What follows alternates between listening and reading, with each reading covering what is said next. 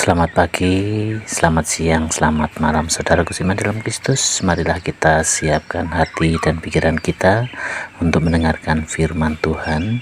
Tuhan beserta kita sekarang dan selama-lamanya. Inilah Injil Yesus Kristus menurut Markus bab 7 ayat 24 sampai 30. Dimuliakanlah Tuhan.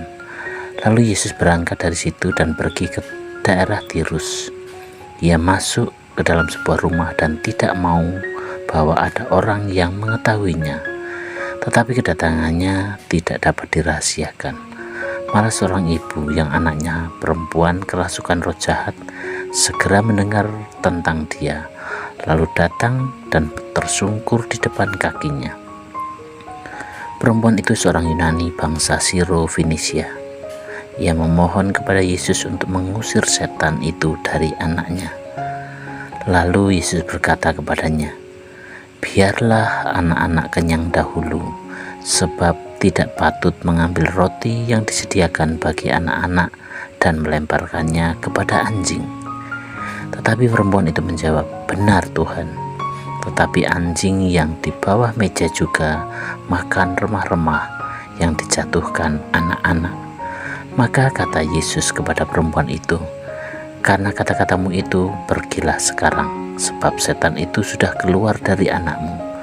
Perempuan itu pulang ke rumahnya, lalu didapatinya anak itu berbaring di tempat tidur, sedang setan itu sudah keluar. Demikianlah sabda Tuhan, terpujilah Kristus.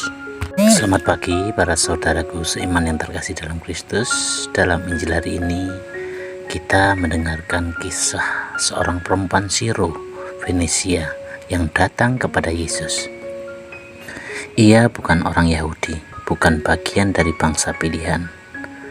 Namun ia memiliki satu hal yang sangat kuat, iman dan harapan kepada Yesus. Perempuan itu memohon agar Yesus menyembuhkan anaknya yang kerasukan roh jahat. Dan menariknya, jawaban Yesus pada awalnya terasa seperti penolakan. Yesus berkata bahwa roti itu diperuntukkan bagi anak-anak terlebih dahulu, bukan untuk anjing.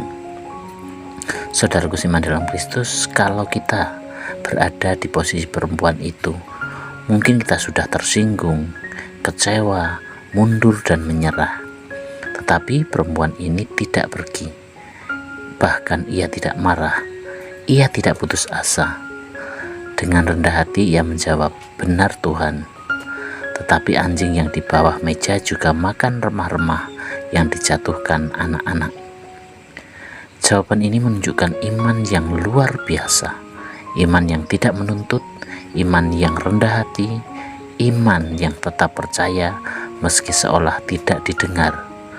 Dan karena iman itulah Yesus menyembuhkan anaknya.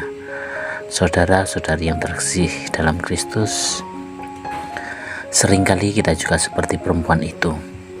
Kita sudah berdoa lama, tetapi masih belum selesai. Kita merasa Tuhan diam. Kita bertanya, "Tuhan, apakah Engkau mendengar doaku?"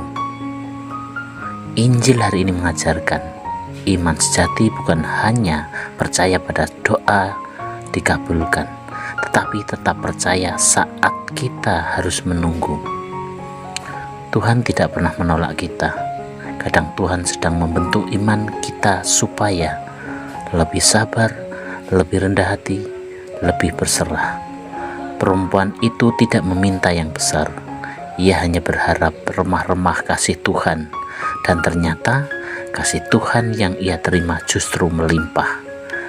Saudaraku seiman dalam Kristus, sebagai pertanyaan untuk kita renungkan hari ini adalah, apakah kita mudah menyerah dalam doa? Apakah kita tetap percaya ketika Tuhan terasa diam? Sudahkah kita datang kepada Tuhan dengan kerendahan hati, bukan dengan tuntutan? Demikianlah permohonan kita hari ini, dan marilah kita akhiri dengan doa dalam nama Bapa dan Putra dan Roh Kudus. Amin.